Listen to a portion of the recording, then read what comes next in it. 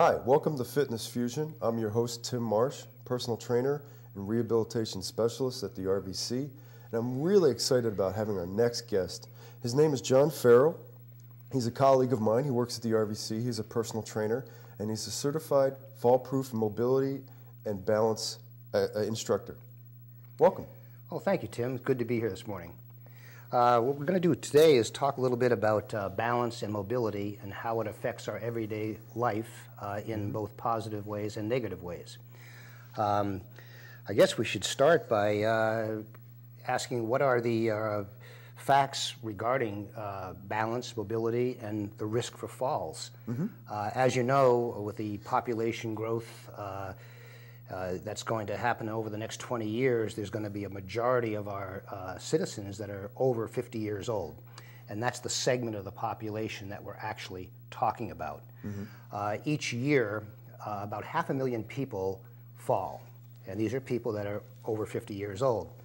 About 25% of those falls involve hip fractures. And unfortunately, the statistics show us that of those people that fall and have hip fractures, a lot of them succumb after about a year post-fracture. And that's a very sad statistic, which can be prevented through the use of balance mobility training. That's been proven. So some of the people that have actually, that you might know, that have fallen and actually succumbed to falls are David Brinkley, Robert Atkins of the Atkins diet, and the comedian George Burns. All of them died because of fall risk and an injury relating to that. Okay. I think what's important for us to understand is, what is balance? Well, the technical definition of balance is controlling the center of mass, which is your body, over the base of support, which is obviously your feet and where they're positioned. And that's basically whether you're moving or standing still. If you're unable to do that, then you have a loss of balance. There are many ways to work on that so you have efficient balance, or at least maintain the balance that you have already. So that's great, but why do people fall? Well, let's go back to not what balance is, but what controls balance. There's three systems. The most obvious one is your vision. You can see objects, you know where you are in relation to a room or a sidewalk. That's very critical. The second system would be your vestibular system, which works in conjunction with your vision. That's the inner ear, and I won't go into too much detail there, but that is head movement, keeping your eyes coordinated with your head. I mean, if you turn real quick, sometimes you get dizzy. Well, the vestibular system has corrections for that. The third system would be the somatosensory system, which is where your body is in space, or your arms in relation to the rest of the environment. So those three systems together constitute the balance, balance and how we maintain our balance. If any one of the systems is compromised, the other two will take over, but they cannot take over fully. And obviously, one of the most important systems is vision. So, there's three systems: vestibular, visual, and somatosensory, and that is the crux of the balance system. So what you're saying is there's factors outside. I mean, we have the visual, vestibular, and somatosensory. But what about the things that are outside of our body? Are there certain factors that go into? Absolutely. Okay. Yeah. There's what we call extrinsic factors and intrinsic factors. Let's talk about the intrinsic factors first. That could be disease. Say you have multiple sclerosis or Parkinson's disease, stroke, heart attack, neuropathy, which is loss of sensation or feeling in your feet. Okay. It could be, let's see what we have here, a drug interaction. Older people tend to take more prescription drugs, and they can interact and cause a loss of balance. So it's always wise to check with your druggist about prescriptions that you take and see if there's any problem there. Also, a common or not uncommon problem is vertigo. I work with a client right now that had a bout of vertigo, and she's working through that and doing well. But for a while there, we couldn't actually train. It just wasn't. She wasn't capable of maintaining her balance. So then we go to the extrinsic factors. These are things that are beyond your control. It could be uneven pavement. The high curbs, low curbs. It could be, for example, let's see, a throw rug or dim lighting in your house. All the external factors that in some cases you can control, in some cases you can't. Okay, so like that table could be You could trip over that table. So you could trip furniture. over the cords, dim lighting, Okay. handrails in the bathtub, all kinds of things. So I'm glad you brought that up, because one of the questions I wanted to ask you was, how many falls happen in the bathroom? Quite a few. Because I was curious about that. I actually don't have a solid number on that. Right. But that you go into, for example, handicapped bathrooms, and you usually see some type of a device to hold on to. And for the people that are at risk for falls in their home, Right. I highly recommend having a non-skid surface in the bathtub, Okay. a handrail in the bathtub. All these things make sense and really help you. Railings on the stairs. Sure. So all these are things that we need to be aware of. 3, 2, 1. John, those are excellent suggestions. What are some of the most common problems that people have with mobility and balance? Well, I'd say the first thing that comes to mind is lower body weakness. Loss of strength in the calf muscles, hip muscles, adductors, abductors, hamstrings. Okay, could you hold on for a second? Could you show us what those muscles are? Because a lot of people, we use these terms every day. Yeah, I know, yeah. But a lot of people don't understand that. You know, Okay, so- well, obviously the calf muscles are right behind your tibia. Right. That's the gastrocnemius and the soleus, the two primary muscles there. Your quadriceps are your thighs, right in the front. Right. And of course your hamstrings, biceps femoris, right in the back. And then your adductors, abductors, and your hip muscles. If any of these muscles, if you lack muscle tone, muscle definition, and obviously bone density. As you age, you lose bone density. That's true. So all of these contribute to lower body weakness. And obviously we're using our legs to stand on. And if we don't have the strength or the coordination, what happens is our gait pattern starts changing. Right. Instead of taking our normal stride, we take shorter strides. We may shuffle our feet. We may not have the proper toe lift. You catch your toe on something, which is very important going upstairs, uneven pavement, on curbs. Sure. So that's one big contributing factor. The other is maybe some neurological impairments. Could be from a stroke, heart attack, weakness on the left side or right side. Vision impairments, visual impairments. People who wear glasses. There's a big problem with not being able to see objects in your path clearly. Peripheral vision. Let's see, dizziness and vertigo we talked about. Arthritis, another big thing. I work with a lot of people that show signs of arthritis in their knees and their joints, and it's very difficult for them to move in a normal gait pattern. Sure. So those are some of the contributing factors to balance impairment. So I guess that would probably cover the main parts, the main topics of why the common causes of loss of balance. Mm-hmm. Well, I noticed on your notes that you gave me, you said use it or lose it. That's one of my favorite terms, yeah. I use that too.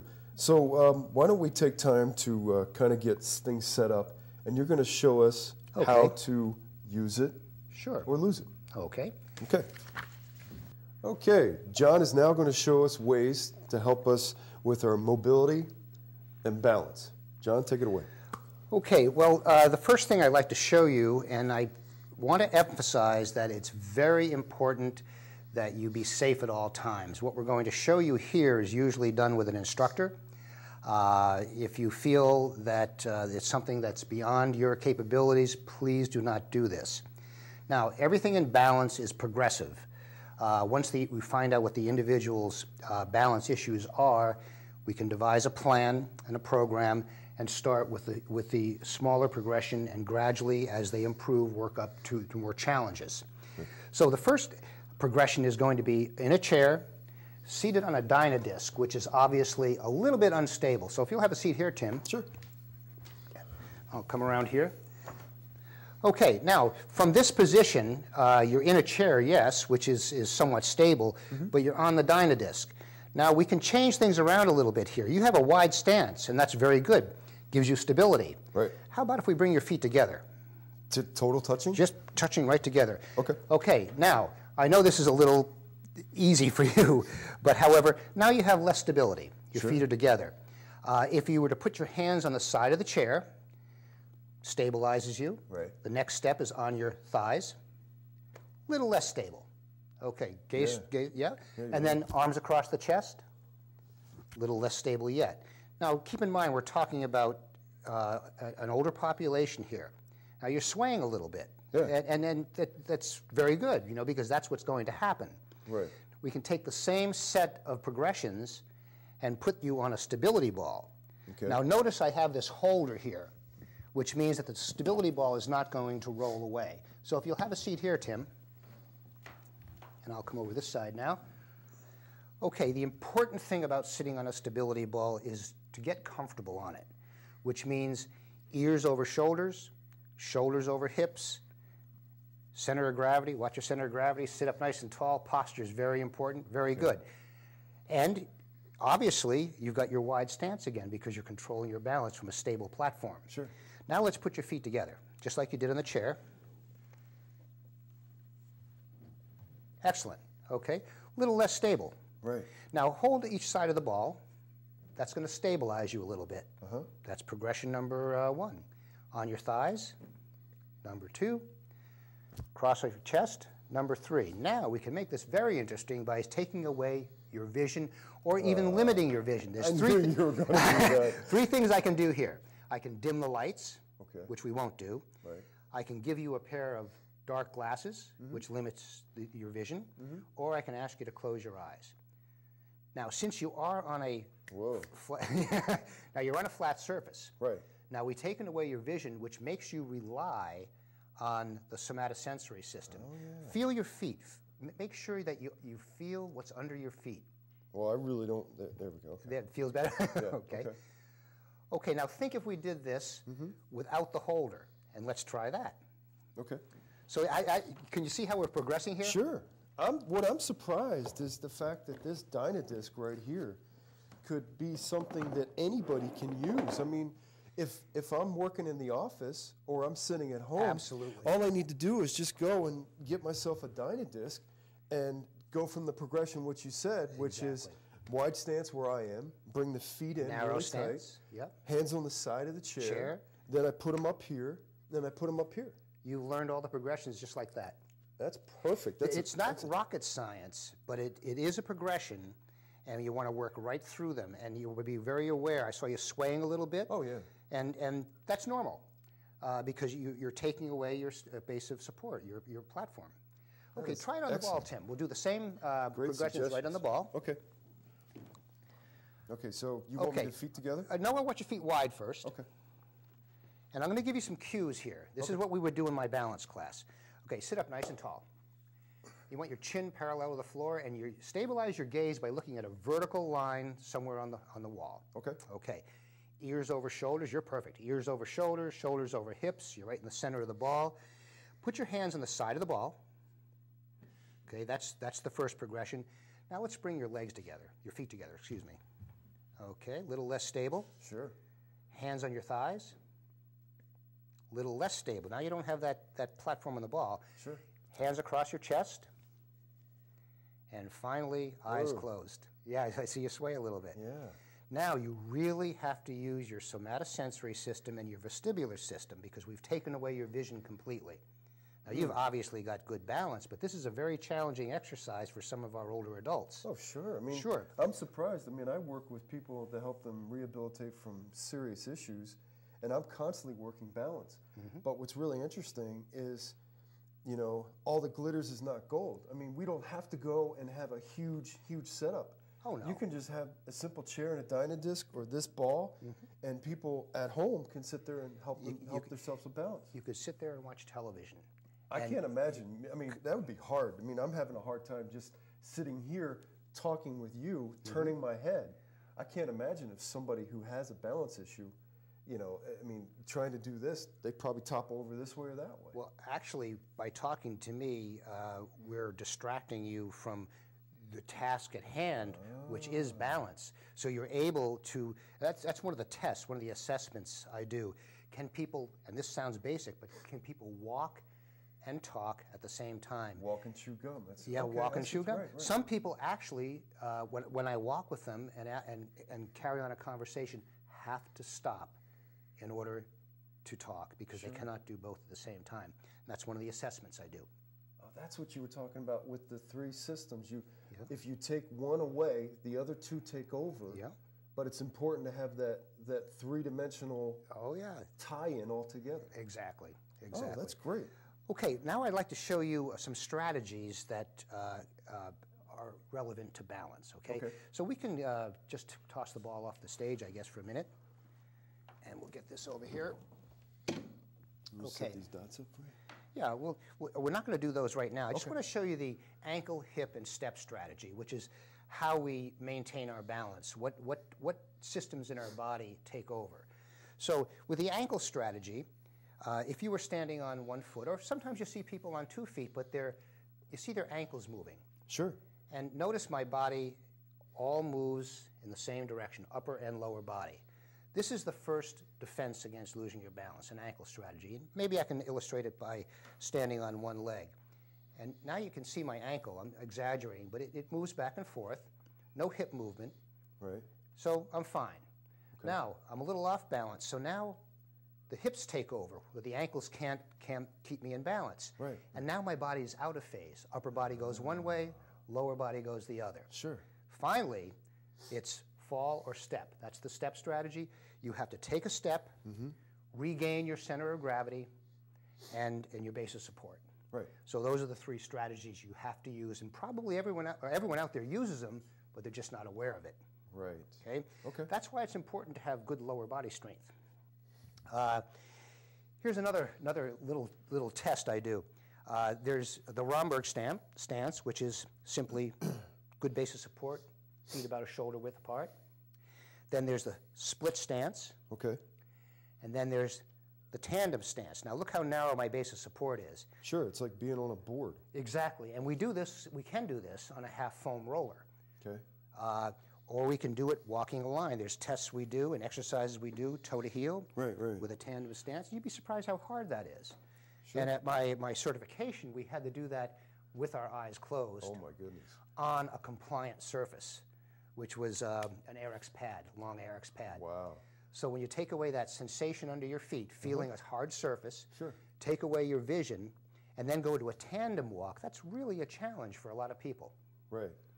The final thing I'd like to show you is center of gravity. Your center of gravity, which we talked about, is weight shifts.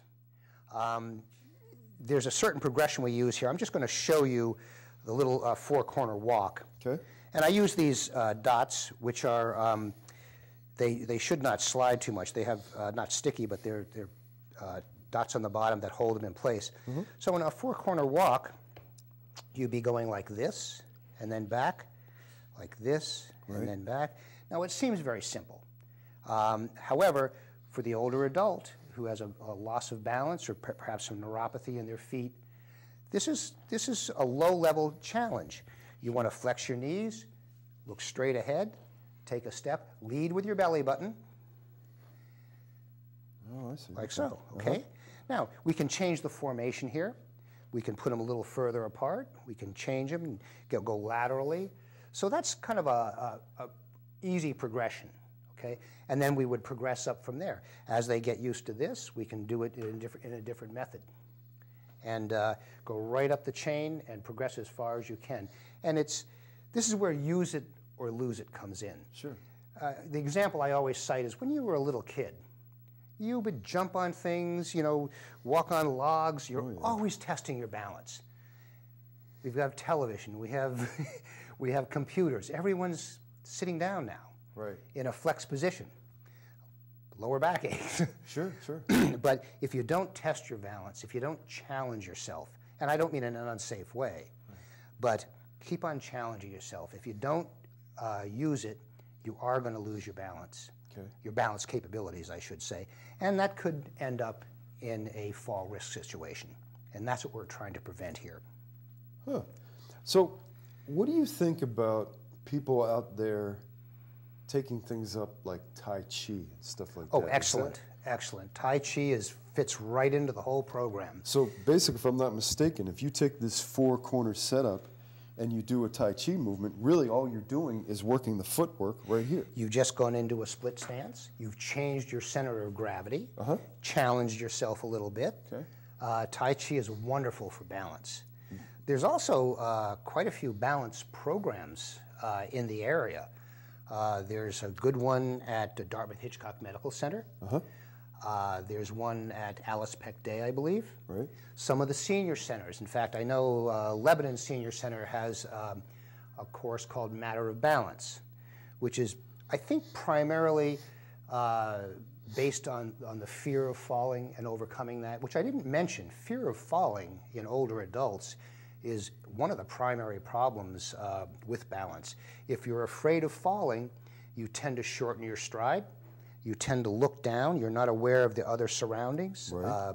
It's a very common situation. And based on the information you said earlier, the consequences could be pretty bad. They could be. You know, if you fall, you know, you don't want to break your hip. Right. But I've had people where I work at the River Valley Club that have fallen this winter due to the ice storms we had and the rain. Yeah. And then there's other, well, the River Valley Club, I offer the Fall Proof Balance and Mobility Program, which is quite comprehensive, and it's very, very progressive. Let's see. Actually, I'm going over to the New Hampshire Association of Senior Centers April 18th and give a presentation on Fall Proof to their annual meeting. Oh, that's excellent. I want to get the word out there. Sure. That, you know, the older adults, you want to stay mobile. We're all living longer. We want to lead good, productive lives, and being mobile and being in a community-based situation is key to that. Okay, so also, how does sports play into this? If I'm a tennis player and I want to improve my tennis game, would this help? I mean, I know it's a simple question, but I want people to really understand that. Would this help? You know, that's a very good because point. I know you play tennis. I do play tennis. I wish I played better. But I was training a woman that was a tennis player all her life. She was in her 70s. She is in her 70s. And she sailed all her life. Oh, wow. So there was that constant motion of the boat. She had the best balance I've ever seen in someone that age. However, we still worked on changes in your center of gravity, worked on lateral moves, transverse moves, sagittal plane, and we constantly worked at that to improve her tennis game. Right, right. You know, you have to keep in mind, too, that there's all levels. I'm sure Roger Federer was not going to be doing something like this. He's going to be doing something more strenuous. Okay. But however, we have to fit the program and the exercise to the capabilities and limitations of the person you're training.